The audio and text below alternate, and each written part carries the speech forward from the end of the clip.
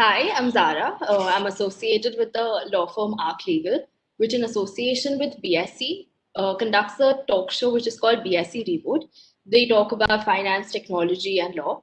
Today, we speak about online gaming, opportunities, trends, and regulations. For that, on our panel, we have Mr. Neeraj Roy, who is the founder and CEO of Hangama Digital Media. We have Mr. Bhavin Pandya, who is the co-founder of IMS 24 by 7. We have Mr. Yaduvendra Mathur, is the ex-Special Secretary of Niti Aayog and ex-CMD of Exim Bank of India. We have Mr. Rajesh Singh, who is the Inspector General of Police at Government of Maharashtra. And we have Ms. Khushbu Jain, who is the practicing advocate at the Supreme Court of India and the founder of the law firm Arc Legal. Over to you. Welcome everyone. So as the topic is about gaming technology trends, opportunities, and what are the regulations whereas online gaming industry is concerned, to start with, why don't we go ahead with the opening remarks of the participants? To start with, let's start from Neeraj. Over to you, sir. Hi. Thank you. Thank you, Khushbu, and thank you for the introduction. And a very good afternoon to all my panelists. Wonderful to be here at this forum. We've at Hangama over the last 2+ decades, we've seen the emergence of digital media. It's something that we have been in many ways at various forums. There's been a term which we've all used and more often than used, perhaps abused, which is really convergence. And a lot of that is today becoming a reality. When it comes to the gaming ecosystem, for the benefit of your audience, just wanted to lay the landscape for them. You essentially look at it from 4 key segments. The most basic level at which consumers come on board is really what we term as casual online or mobile games, or mini games as such. We then move into gaming, which is more familiar in the real world, as it were, within which you can have casino-based games, real money gaming. Something that's been capturing the imagination over the last decade is really the entire space of fantasy sports and fantasy sport-based gaming. And lastly, you have a category which over the last decade has created some of the most ripples, which is really the space of esports. And that is emerging both as a spectator online sport as well as an engagement sport itself. Today, the industry is broadly about, give or take, $10 billion, somewhere in the range of about $200 billion globally, with close to estimated about 1.7 billion consumers on the planet who in some form or the other are playing games. Just to put a perspective on this, for the benefit of the audience, when we look at an industry which is, let's say, cinema, which has been around now for a little more than a century, and is viewed in almost 190 different countries, the theatrical box office receipts of the global film industry is roughly about $42 billion. In contrast, gaming today is 5x that. The total music industry around the world is about a $25 billion. In contrast, gaming today is an 8x of an ecosystem. I'd like to, as the conversation progresses, talk about content, technology, distribution, and hopefully also have a conversation about the regulation that's perhaps required to sort of really set the pace and potentially create a $10 billion ecosystem in the Indian market in the next 4 to 5 years. Over to you. Thank you so much, sir, for the opening remarks. We would go with your views on the same, Mr. Bhavan. Thank you, Khushbu, first of all, for having me, and Arc Legal for organizing this. Very good afternoon to all the panelists here. It is indeed an honor to be in this amongst this esteemed company. I want to start by saying that I think Neeraj has articulated extremely well what the different verticals in gaming are, right? And being part of Games 24/7, we are sort of primarily in the real money gaming space, which is also creating a lot of controversy these days, and there's a lot happening around that in India. And I'll sort of spend just a minute to talk about that, where I think it's now become very technical, right? People are talking about if it's a game of skill, it's allowed, or if it's a game of chance, it's not allowed. And so we do online rummy and fantasy sports as well. Both are played for money. So is rummy allowed and fantasy allowed? And what about some other games? That are not probably games of skill and so on and so forth. So that distinction today exists, which is that you have games of skill and you have games of chance. And if you offer games of skill for money, then that is not gambling. If you offer games of chance for money, that is gambling, right? So this is broadly the distinction between in real money gaming between the different kinds of games.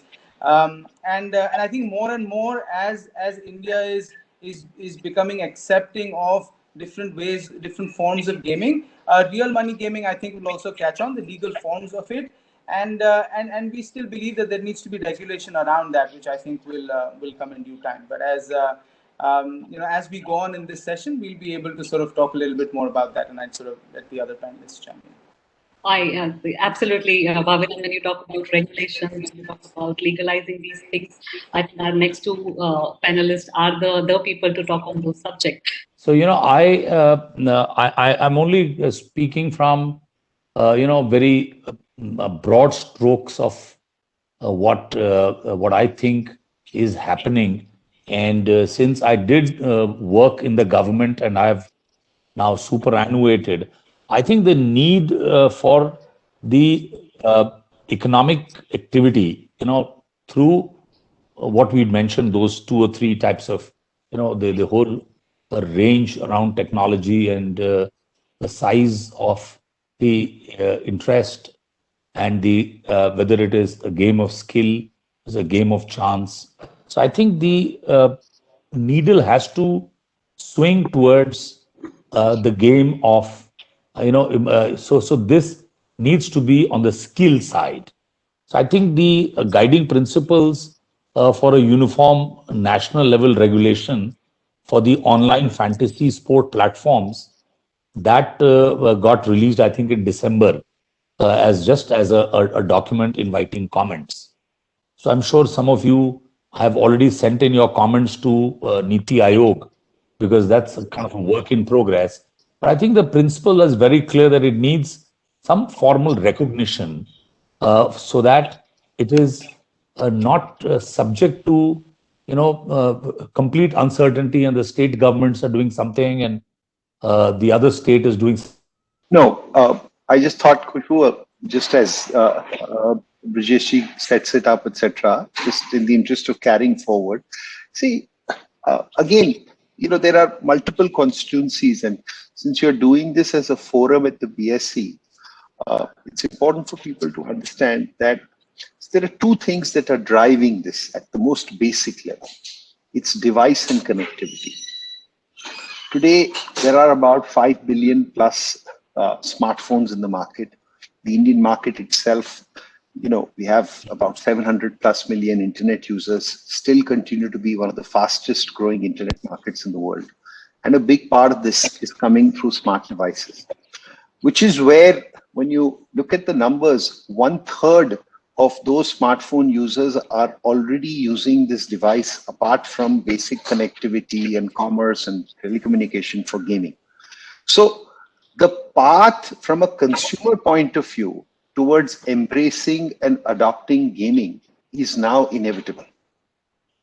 I think what India needs to look at doing is, like a young nation and a nation which has progressive policies and is embracing digital, whether it's through Digital India, it's Startup India, initiatives of this nature, and we are delighted that Niti Aayog is taking the lead on this, is to put forward a framework which encourages, which looks at embracing this in a format and puts India at the forefront the next 4 or 5 years, as we have seen several of our neighboring nations take dominance in this space. And I believe India too has that capability of doing that. So just my thoughts on that. Absolutely agree with you, Neeraj. And when we talk about this different parallel industries which are there, gaming is a very vast. The definition of the gaming concern, I think, as you started with that, it comprises of 3 different verticals inside. And if I just give few numbers. The Niti Aayog report or the guidelines which Yaduvendra ji was talking about itself had a noting that PwC, it quoted PwC India report which said that the fantasy sport industry itself received somewhere around 1,000 crore as a foreign direct investment. This industry is estimated to attract FDI of another 10,000 crore over the next few years. The other number, fascinating number, which again puts in here with the fantasy sports industry, is there is a potential to generate around 1.5 billion online transactions by 2023. So, when we look at such a number, yes, I would completely agree with that. There's a need, it's need of the hour that we need to have regulation or we need to have some standard, whereas this industry is concerned. When I talk about specifically, if I restrict myself to a fantasy sports format, it did receive a judicial recognition in a manner, in some manner from various high courts, from Supreme Court. They have endorsed in, few judgments about these things. So I would say that,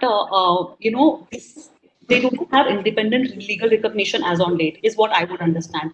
And they need to shelter under some undefined exceptions to the state gambling, somewhere public order laws, or Bhavin was talking about that skill-based and chance-based definition to certain criteria. What are your views, Brijesh ji, whereas, recognition to the gaming industry is concerned? I would ask the same question with Bhavin also on the same subject. So there are two things happening. See, the larger universe of mobile games is a very settled place. And as I was talking earlier, is that in Europe and in Americas, there is a self-regulated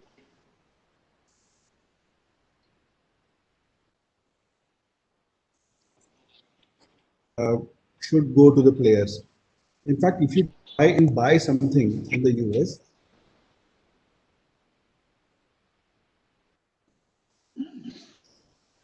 this is not happening in our country, and hence you have a bit uncertain. And now, if you come to games where either real money gets involved or where some kind of wagering is involved, then so after the Indian Gambling Act of 1860s, now it's a state subject where states are free to legislate at their free will. And looking at gambling and wagering, it has a lot of political and ethical, moral connotations plus policy connotations. Hence, the regulatory framework is a bit wobbly. So you may have some states suddenly giving some permissions, withdrawing some permissions, some state actually giving online to online licenses. But overall, they don't all seem to be speaking in the same voice. Apart from that, how are we going to implement it? Let us say that if you have a state which says that here is my license, and you play within the boundaries of my state, how am I going to locate that whether this player is particularly in the boundary of my state or not? Secondly, apart from this, there are a lot of things which are outside, and people are playing those games. People are gambling. And there are countries where gambling is legalized, and a lot of Indians are already gambling on it. If you actually look at the total Indian gambling, probably equivalent to our defense budget. So it seems that there is an opportunity to put sanity into this space, and if we sort of tax it, it would, the money which is already flowing abroad would basically be used for some public good. Because otherwise also this money is going, people are playing these games, and there is a way to regulate it. And once, like alcohol, like cigarettes, like any so-called vice games, or whatever are named as vices, if we regulate them, they've always been regulated in all societies and throughout history. So once you regulate them, then you would be able to accord protections. You will be able to accord protections to those who are to be saved from the deleterious effects of these things, be it addiction, be it harmful content. Like if you look at China doesn't allow blood to be shown. So the game companies initially showed blood as green in China. And in fact, Khushbu and I wrote an article saying green blood in China. We wrote an article on that and other regulatory confusions. So today now China says that you can't even show green blood. So they show some kind of in a game, if you hit somebody with a bullet, it shows some kind of smoke emerging from there. No blood is shown. Now this can be funny, but it definitely then points out that there has to be some sanity in this space, because if a business has to innovate, the business has to attract money. If you want to derive taxes out of that, if you want to prevent harm from reaching vulnerable sections, then there has to be a regulatory framework. Khushbu? Absolutely agree with you, but then I would say that, all these platforms operate online media on a pan-India basis. And when you look at these regulations, they are state-wise regulatory regimes. And if I talk about game, as so many verticals, there are different type of things, when it comes to there are certain categories of game. Few there are no regulations. Some are, in that thin line that comes under the category of gambling or gaming, where legalized or non-legalized. So, looking at all that aspect and so much inconsistent experience, you look into this area, which gives you a risk of foreign shopping or jurisdiction shopping at times, because half of the clients half of the people who are into this industry talk about, do I register myself in Sikkim? Do I register myself somewhere else? Do I go Goa? So, such kind of inconsistency, whereas we are talking about online base, which is fenceless, borderless thing. So, there has to be some structure that is very much required to come in place. I'm not saying restrict it, make laws around it, or hurt the industry, but there has to be some regulations or some guiding principles which makes it easier for in both the sides. Whereas technology is concerned, whereas technology is concerned in this area, and whereas investment or flourishing is concerned. What are your views on this, Bhavin? So I thank you, Khushbu. I want to sort of take a step back, if you will permit me, and sort of address a couple of points that Neeraj ji and Brijesh ji have made, right? So to Neeraj's point about both connectivity and mobiles, I could not agree more, right? To the extent that if you see how the last year has gone, a child who is 3 years old now is doing online classes. Everything is online, right? And how are they learning? They're learning through games. Now, when they go from 3 to 4 to 5 to 6, they're learning through games, addition, subtraction, division, multiplication. They have games in learning English. You have Duolingo kind of apps that through games teach you different languages. So everything is becoming gamified, right? And obviously, real money gaming is one sector of that, which Brijesh very eloquently spoke about, right? But gaming is now becoming a fabric of our life.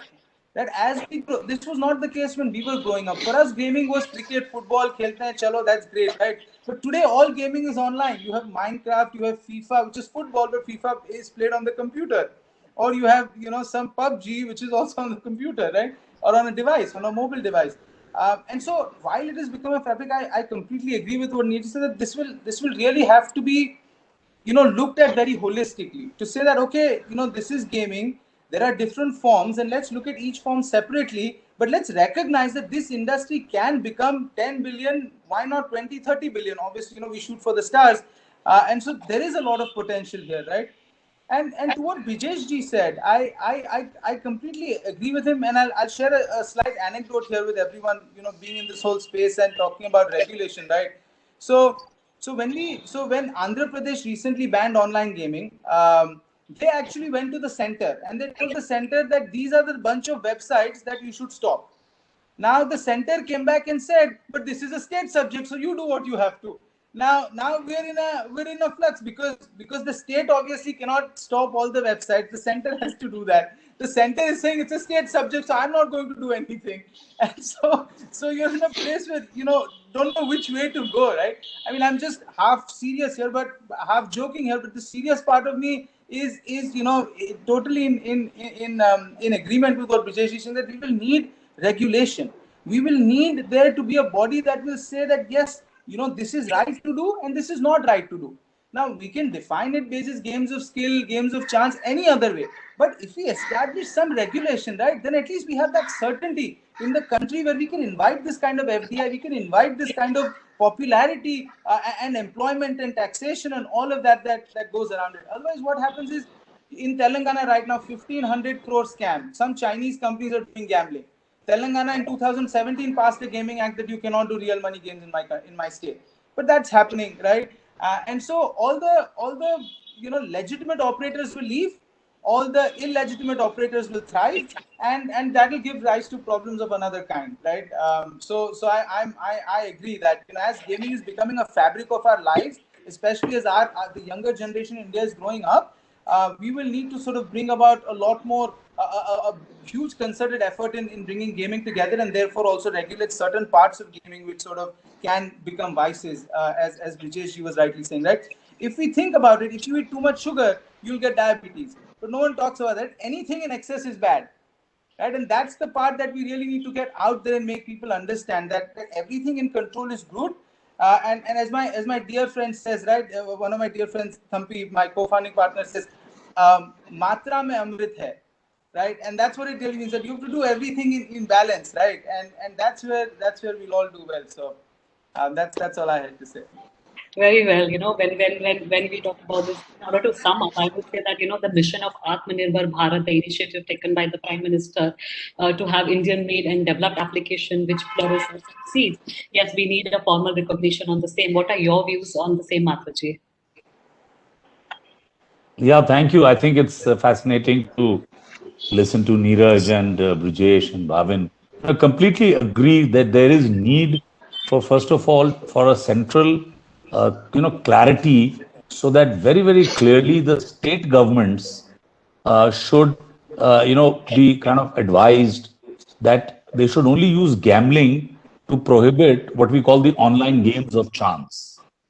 So I think that would be the first clear message. If it's a game of chance, state governments should be able to use their laws, but online games of skill, the state governments should kind of, not enter that area. That's what's going to allow the industry to grow. And whether it's a game, whether it is skill or chance, the courts have already adopted the dominant factor test or the predominance test. And this allows the court to decide whether chance or skill is the dominating factor in determining the result of the game. And Indian courts have held that conducting games of skill do not amount to gambling, but a commercial activity and therefore entitled to constitutional protection. And like we have all agreed, the online games of skill hold for the Indian economy a massive, vast potential. A centrally administered set of guidelines and regulations will most certainly help the online gaming industry in India to better focus on product development and market growth. Like everybody agrees that regulatory clarity is also key to attract foreign investment into this Indian digital economy. And the government does need to also understand that this is a dynamic area. And a complex regulatory regime will only increase compliance burdens. I'll stop at that stage. We absolutely agree with you, sir, that there is a need for a regulation, but there has to be really very enabling regulation and on a very lighter side, because this industry is still at the nascent stage and it's flourishing. If we talk about this industry, it's not just Indian industry that is flourishing thanks to the pandemic, that it has grown immensely. But then, it's at a global level that innovations are happening, and the way markets are captured, whereas gaming industry is concerned, I'm including all, whereas your video games, your fantasy sports, others. So way the innovations are happening, it's a apart from formal recognition, there is a need for innovation in this industry. I mean, past 20 years being in business, Bhavin, I think you would agree with me that this industry has transformed in various level, whereas technology is concerned, technology in both the aspects, in interface side, in the product side. So innovation is very much, I think, part and parcel of it. I would just want to throw some light, whereas innovation is concerned in gaming industry, in both the areas, product and interface. Apart from that, the slight Indian touch to it, as Neeraj was also talking about, and you were also talking about, that this exactly is not just gaming, but it also teaches. It also imparts knowledge. It's a way of learning. So just throw us some light with innovation and our culture, or technology and education is concerned. Sure. Thank you, Khushbu. Just sort of following up on what Mr. Mathur said, right, is that and I'll share something which we were discussing before the call started, right? Which is that the 1867 Gaming Act, right, talks gaming they have defined as games of chance, and then they've said anything that is a game of skill is exempt from this act. So now some people are arguing that the states anyway don't have any right to rule over games of skill, right? As Mr. Mathur was saying, that the states, it's not their prerogative to begin with. And I think that's what is becoming clearer and will become clear over time. And like FIFS, there is TORF, the Online Rummy Federation. There are these regulatory bodies that are doing things, but like Mr. Mathur also said, they need to be recognized by the government to say that yes, we'll help you do things better and make sure that there is light touch regulation. To come to your question, Khushbu, innovation has been immense, right? I'll start with a short anecdote, right? When we started offering online rummy, one of the things we have to be very careful about is that transactions are happening in real time and the messaging is happening in real time. So you have to have your servers very close to where you were. So if you were operating from Bombay, the servers had to be somewhere in India, because if they were in Hong Kong or Singapore, then you would have lag. By the time the message went to the next person, few seconds would have gone. Internet speeds were not great. But now with cloud, you have nothing to worry about, right? With the whole AWS and I think Google GPS also, the Google services, you can directly host your services anywhere from anywhere.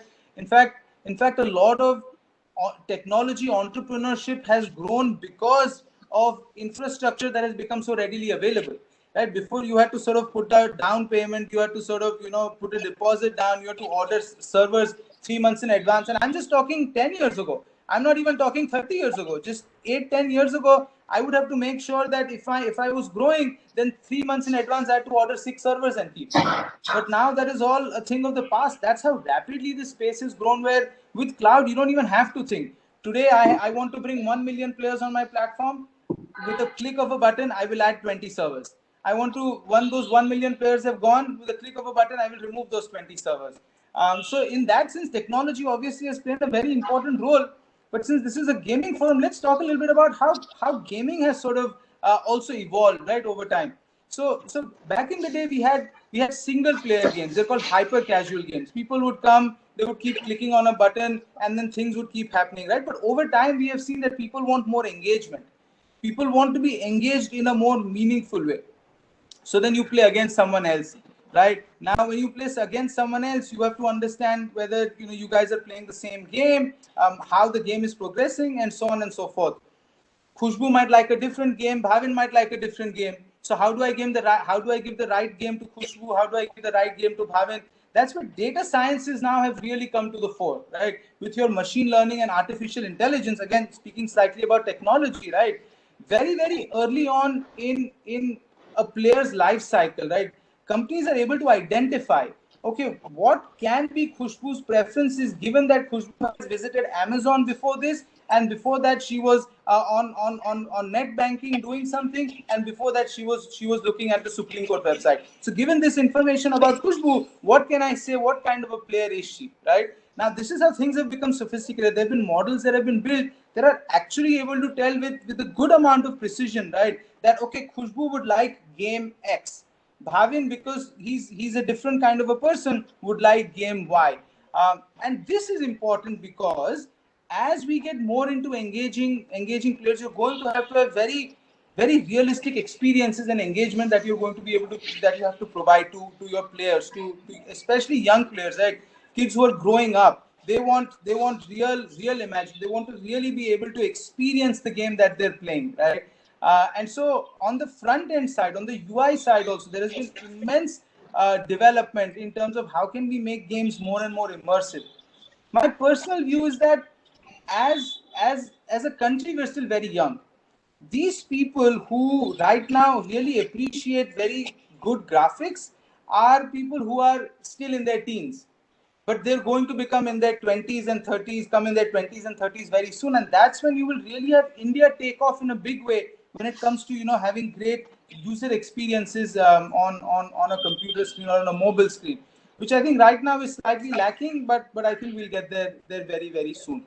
On the cultural nuances, my experience has been slightly different, Khushbu, which is that we have a tendency as Indians, and I don't mean this in a in a bad way at all. We're very aspirational, right? And we've seen for a long time that the West is also aspirational, but has sort of been slightly ahead of us. And so we like to emulate what the West has done, what the West is doing. So a lot of our demand for gaming comes from what is popular in the West, what is popular in Europe, in the US, what are the kind of games they are playing, right? And so the Indian cultural games have not taken off in a big way, but I think with time probably that will change. Thank you so much, Bhavin. But when we talk about technology, and with technology comes the security and today, cyber security and attacks are flourishing. So, it's two things I think I would prefer Brijesh ji to answer because that goes with him. To talk a little about technology and also please scare us with the kind of security one has to look into it, the security aspects, also the vulnerabilities when we talk about technology. Over to you, Brijesh ji. No, I cannot agree more with Bhavin when he says that innovation in technology due to gaming has been immense. One thing which I will add to what he was saying is that the whole field of artificial intelligence has been benefited greatly by the evolution of these faster chips, these GPU chips. So the GPU chips were actually evolved for gaming, and today all of the larger transforms in AI and deep learning are actually running on GPU chips. These graphical processing units are today the backbone of AI, and it's a great, I should say, unintended consequence which is, led humanity to this great space of AI. And one more point which Bhavin was saying is about the cultural context of gaming. That I still see that we look at ourselves as secondary, or our culture as secondary and as the other, because we have still not been able to take advantage of our cultural motifs, of our long history, and somewhere I feel that there's a great market for this.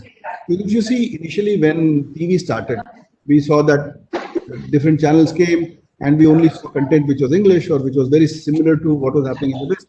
But slowly, look at today, TV space totally became Indian. Same is going to happen to Netflix and Amazon and all the OTTs. More and more Indian content is going to be very popular. This, I think, is the next thing that will happen in gaming also. That you will have motifs and themes and characters which are very Indian. Because where it's more easy to relate to our own culture and our own surroundings. Having said that, I feel that the gaming industry will have to be also very careful about cyber security and privacy, because one breach and you don't know what kind of regulations are going to hit. GDPR, and we are emulating GDPR, and we're going to come up with PDPR. So, as you know, with GDPR, the fines are up to 4% of your global turnover, per violation. And with the US, there are various kinds of cyber laws about data of children, about health data, about personal identifiable information. We will have to be very careful on these aspects, because somewhere I feel that when we make products, we do not have privacy and security by design. Cyber security is generally an afterthought. And you look at the largest corporations of the world today. You look at Yahoo, you look at Google, you look at Facebook, you look at Twitter. Everybody has been breached. Large governmental bodies have been breached. And there is a survey which says that after a large breach, most of the companies, find it very difficult to survive, because it takes away customer confidence and the regulatory cost of informing, plus lawsuits which follow later on. In the US, there's also the threat of class action lawsuits, which would basically be very difficult for a startup or a company which is employing fast to handle in terms of costs and in terms of cost to reputation also. So this is one aspect, I think, which has to be kept in mind, that while we are developing a game, we should understand that we are primarily dealing with a clientele which may be or which may be underreached people. We are collecting personally identifiable information. So to have a very robust and solid cyber security framework and a privacy framework which takes care of transparency is very essential to the gaming industry also. And I think in the long term, it is going to help the industry itself.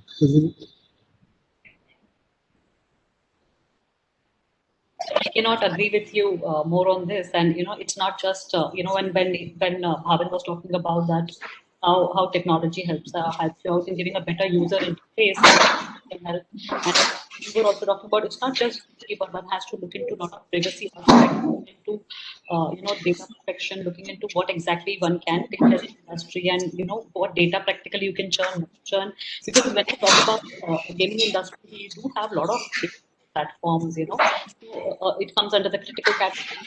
To what extent, or whether it has to be anonymized, whether it can churn, not churn, whether you need explicit consent, you need normal consent, or how it has to go, and that provision of right to be forgotten, the Californian law, which specifically talks about provisions, whereas children's data is concerned, they can ask for you to delete it completely. Inbuilt provision. So looking into it, and the the pending data protection bill, which also does talks about penal provisions and penalties up to 2 to 4% of global turnover per breach, and whether you have to report the breach or not. So that side is one, and yes, you need to incorporate a lot of privacy principles, all the 9 yes, but apart from 9 principles, other aspects also, other standards. Now, I would, when we have spoken about the industry and spoken about technology, regulations related to that, I would say that, I would, slow down, which we have seen for past almost a year. This pandemic has, given almost, it has got a great pull. It has pulled India's GDP growth down under almost 5%. But if you look at specifically domestic gaming industry, that was booming. How do you think, Neeraj, that this pandemic has shaped the future of e-gaming industry? See, I think, Khushbu, in the last 10, 11 months, dependent on what industry one is in, it's safe to say that there has been digital acceleration ranging from 2 to 10 years.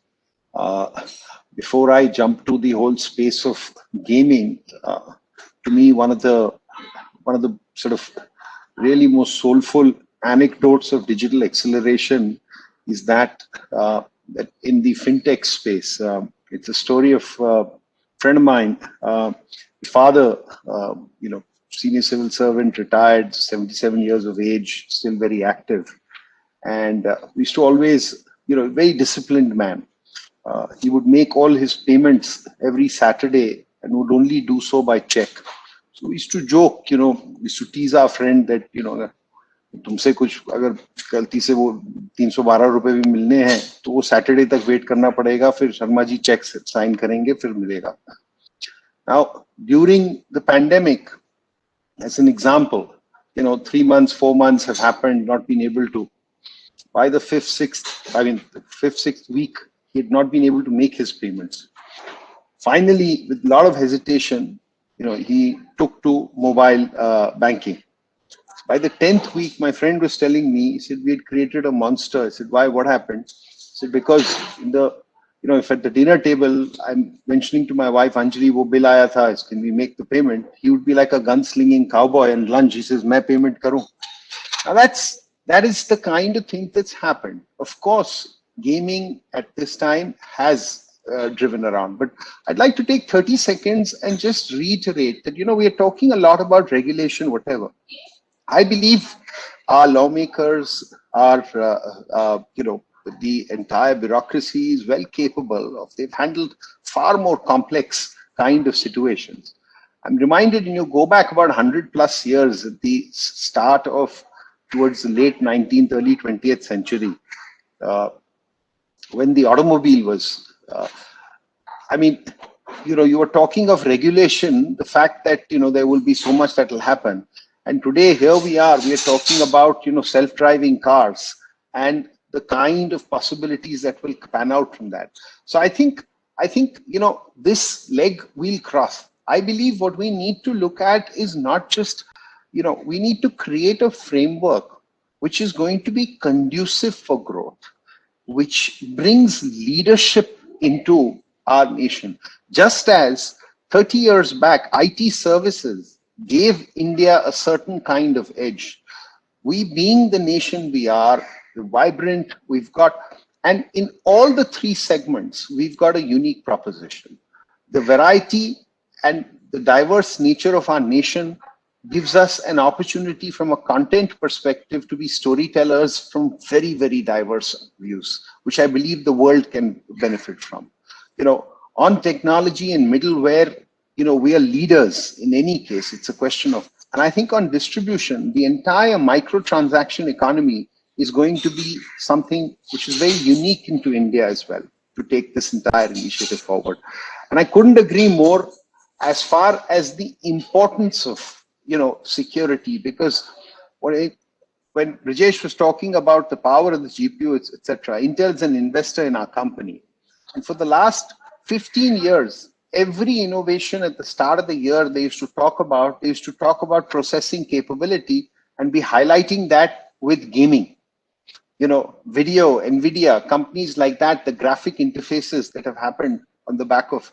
So I think we should be approaching this as a good challenge, as a good problem to solve, a problem which is not, about, and like anything new that happens, and certainly technology, when it disrupts certain things, you are bound to have, bad elements, etc. It is about being able to facilitate that. And to Mathu's point about self-regulation as well. Already, sir, some of the associations, for example, have taken up, I sit on the governing council of the Internet and Mobile Association of India, wherein in the gaming space, it starts from the communication that a gaming company does. If Bhavin's company is communicating a message at the time of acquiring a new customer, and the core proposition is that of fairness, it's inviting, and not of greed, that come here, win this, etc. So yes, there are a lot of bad apples out there, and those certainly need to be wrapped in the knuckle, as it were. But don't sort of, throw the baby out of the bathwater is really the message that I'd like to say here.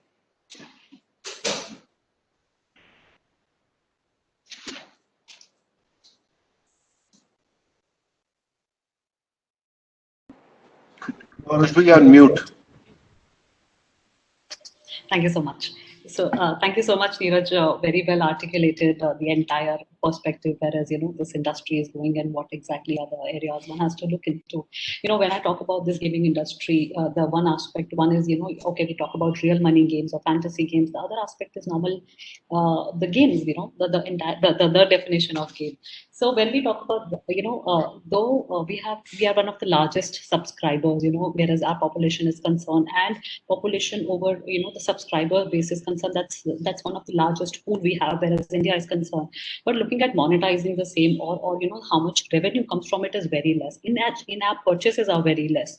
So looking at this scenario, whereas you as Bhavin, Neeraj, both of you come from the industry. What are the revenue models one has to look into? There are so many new startups coming into this area, looking into it. So in order to not to fall into the trap of getting into game of chance, and so I would say that in order to sum up that, what exactly are the revenue models you are looking at, and also advertising can be one of the areas which I would look into. How does that look like? I think Mathuji would like to respond on the same. Let's start with Mathuji and then Bhavin and Neeraj. Yeah.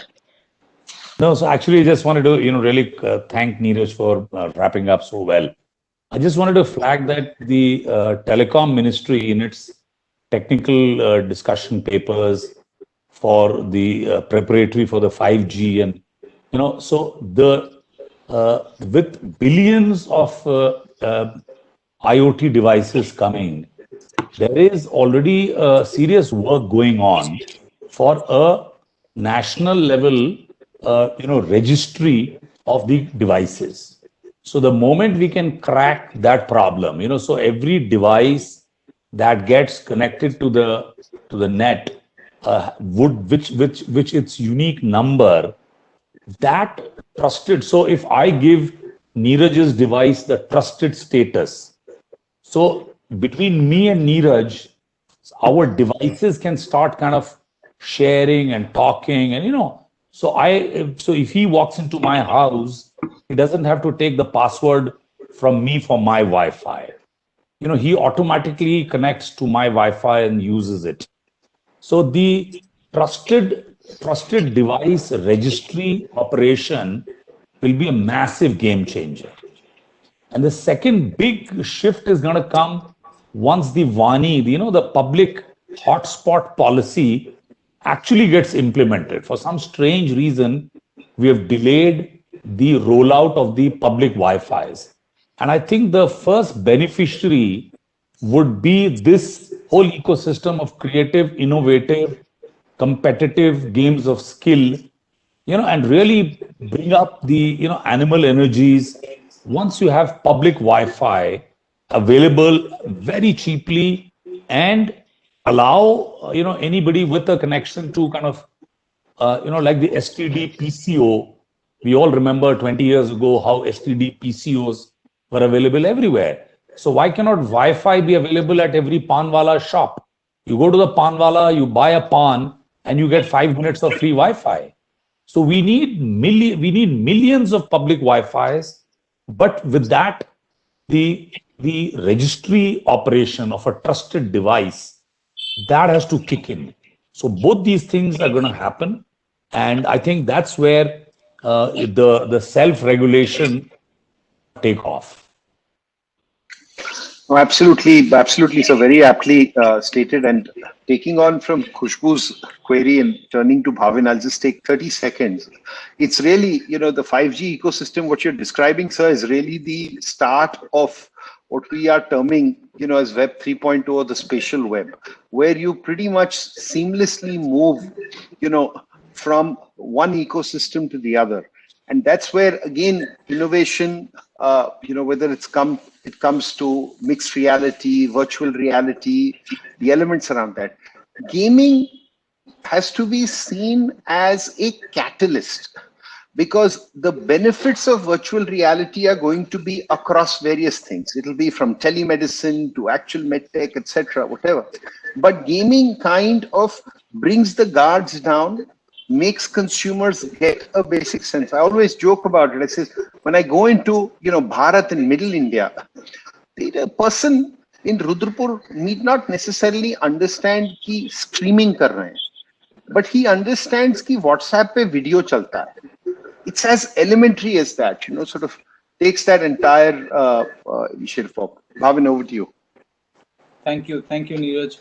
Sorry, I can only add that when we had invited Jensen Huang, Jensen, the NVIDIA guy, we had called him to give a Niti lecture, and Honorable Prime Minister and all the cabinet ministers, everybody was there at Vigyan Bhavan 3 years ago.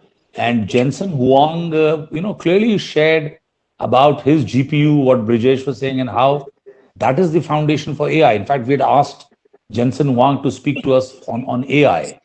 So the national AI for all policy, borrows heavily from the, this conversation that actually the Prime Minister had with Jensen Huang. And I think at the highest level, people are pretty clear about gaming. So it's not as if people at the highest levels have any confused notions about the interior side of good gaming. So I can assure you, gentlemen, that is not so. That's heartening, sir. Thank you. Thank you, Mr. Mathur. Thank you, Neeraj. Khushbu, to come back to your question about the monetization options that are there, what are the ways in which games can be monetized, right? You spoke of advertising, which is to be very interestingly, that is the first way how gaming, the first mode of monetization that made gaming popular, right? Back in the day, people would come and play these single player games. Why? Because there would be some ads on which if they clicked, then the publisher of that ad would get money, right? But over time, what ended up happening is that those games became monotonous and boring. The engagement went down. And so sort of creating revenue based on advertising from those games sort of, depleted. Obviously, a lot of that is happening, but I think to be very, the most direct way of monetization today is from real money games, right? Because what these companies are doing is they are providing a service. And when you provide a service, right, you're not bothered about, whether this person is playing for money or that person is playing for money or how much money they're playing for. All you're bothered about is that I have to provide an engaging experience where two players can come who I can match so that they can play the same game. Both of them like to play the same game, and based on the game that they're playing, eventually one person will win. And if they're playing for money, they'll take a certain amount, and then a small fraction the provider will take, the operator will take, for providing that service which is bringing them together, providing the kind of game they like. So that's where the most direct form of monetization real money gaming comes from, as a service provider. That for every game you play, I will take a small service fee. I am not concerned about who wins, who loses, how much they're playing for. I will take the service fee because I have facilitated that game, right? That's how real money gaming, skill gaming, is working today. Be it Rummy, be it Fantasy, be it other games of skill. This is how they're operating, right? Now, when you talk about casual games on the Play Store, on the App Store, games where you don't get anything in return, but you play because you get more time to play. You have to pay some money and get more time, more chips, more virtual goods, as they were to call it. What we have seen is, and I want to sort of also go to a point that Brijesh ji made. What we have seen is that in India, right, the consumer mindset is, what am I getting in return? If I'm paying a rupee, what am I getting for that 1 rupee? Right? When I play a casual game and put 20 rupees to get more time and more chips that are really worth nothing outside of the virtual ecosystem, I'm not really getting anything for my time. The only place, right, interestingly, the only place where people are willing to pay and expect nothing really in return is when they go to watch a movie, or when they now pay for OTT platforms like Netflix and Amazon. They're watching and that's it. You're not getting anything in return, right? So, but I think gaming will get there. I really think gaming will get there when you will have immersive experiences. People would want to pay for gaming to just be entertained. But we're not there yet, right? I hope Brijesh ji is absolutely right when he says that, like TV, which started out with English media and sitcoms and eventually moved to the Ramayana and the Mahabharata, and then after that, all these serials that started coming on TV, and now on all the OTT platforms, that our culture will play a very important part in building those immersive experiences, right? Where you can become the Arjun who fights in the war, against the Kauravas, or you have Ram who's fighting against Ravan, right? Things like that may come in, but right now we're not there yet, where people are willing to pay for just entertainment in gaming. Absolutely agree, and this would be very insightful for the new entry or the startups entering into this area, and also how exactly one should keep up. And yeah, I would completely agree that let's hope for the time when there is people come for the interface, people come for the feel of it, and that industry, our user experiences so enriching, and it has an impression that people come for it, and our in-app purchases become the real monetizing, rather than going on to the advertising and giving a better experience to the user. Would completely agree with you. Now, in order to we are running short of time, and we had a lot of other components to talk about, because as there are so many verticals whereas gaming industry is concerned, whereas IP is concerned, how to protect your intellectual property, from intellectual property going towards more on technology side, also how this industry is shaping up, and shaping up in an aspect of bringing how FDI is looking into how investments are coming from abroad, and what stage are we in, and how one has to up the game. So there are a lot of components to talk about: technology, innovation, regulation. Yes, we have fairly covered. So let's just close today's topic, and let's hope to continue on the other one. Thank you so much. It's lovely to have such a distinguished panel at one forum, from industry perspective, from policy perspective, from regulating aspects. Thank you so much for joining us. Thank you, Brijesh. Thank you, Mr. Mathur, Brijesh, and Bhavin. Khushbu, thank you. Thank you. Thank you. Thanks, everyone.